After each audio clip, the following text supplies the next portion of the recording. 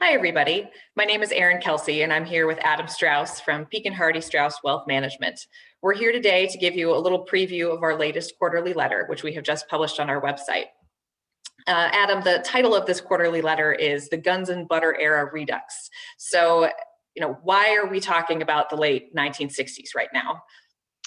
Erin, that's a great question. So if you read a lot of the financial press today, there's a lot of comparisons between the current era and the roaring 1920s.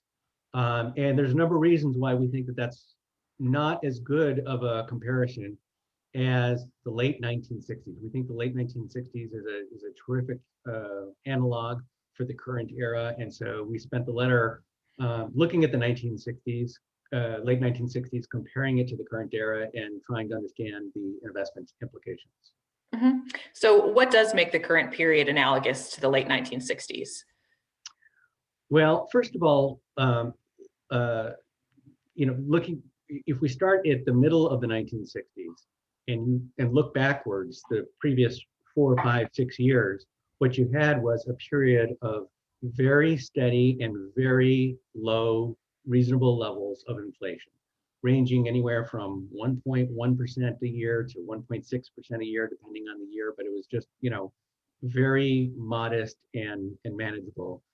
Just as looking back today, over the past 5 or 6 years, the general level of inflation has been very manageable. But just as 2020 and 2021 represented a change in trajectory of fiscal spending and monetary stimulus in the United States, so too in the late 1960s, there was a change in trajectory. Let's start with the fiscal side.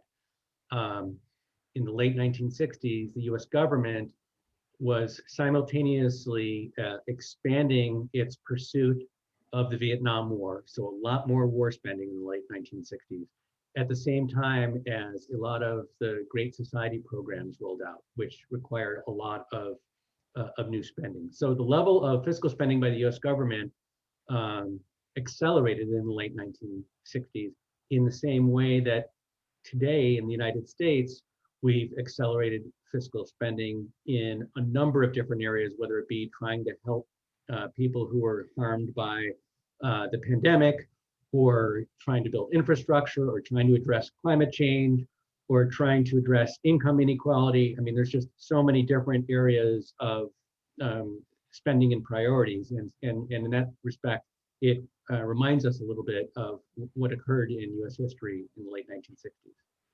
On the monetary side, the Federal Reserve kept interest rates too low for too long to accommodate the additional spending that went on in the late 1960s. Similarly, today, the Federal Reserve has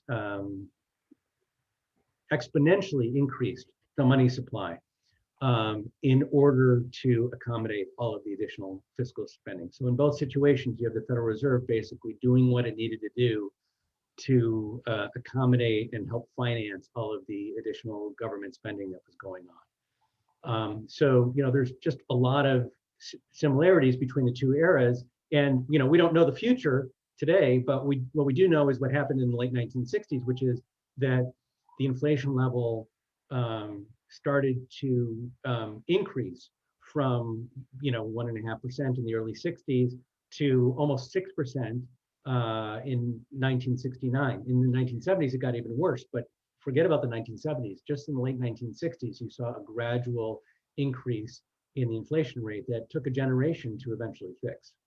Mm-hmm. So if we are looking at a repeat of the late 1960s, what are the investment implications of that?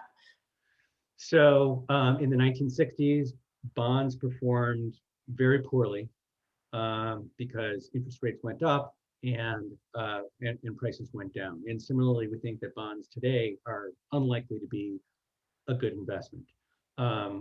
Back in the late 1960s, stocks and house prices didn't beat inflation, but it didn't fall behind inflation. It basically went up with inflation. So they both turned out to be relatively decent inflation hedges. And we think the same is true today of stocks and house prices. Gold is very difficult to compare because back in the late 1960s, there was no free market in gold. There was the dollar was pegged to gold back then. So we can't really do a comparison, but we do spend some time in the letter commenting on gold prices over the last few months and explaining why we continue to be bullish on gold. Mhm. Great, thank you, Adam. There's a lot in this letter, so I would encourage everyone to give it a read for yourself so you can see the rest of the content. The letter is available on our website, which is www.peakenhardy.com. Thanks so much for joining us today, and we will see you next time. Thank you.